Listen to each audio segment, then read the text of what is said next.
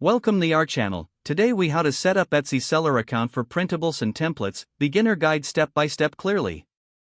To set up your Etsy seller account for printables and templates, start by visiting the Etsy website. Click on the Sell on Etsy option in the upper right corner of the home page. Next, select the Open Your Etsy Shop button. You will need to create an account if you don't have one already. Fill in your email address, choose a password, and select a shop name.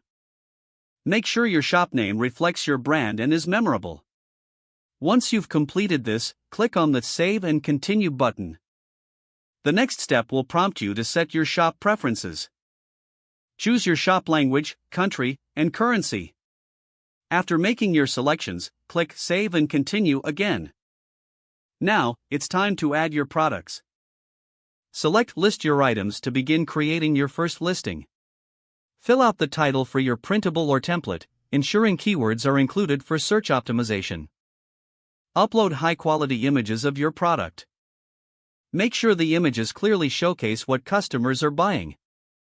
In the description section, provide detailed information about your product. Include how it can be used in any relevant details. Next, set the price for your item. Research similar products to help determine a competitive price point. Specify the type of product you are selling, in this case, digital files. You don't need to worry about shipping since printables are delivered electronically. After completing your listing, click on Save and Continue. Once you've listed your item, you'll be guided to set up payment methods. Choose your preferred method to receive payments, such as Etsy payments. Fill out the required information, ensuring everything is accurate. After setting up payment, the next step is to configure your shop policies.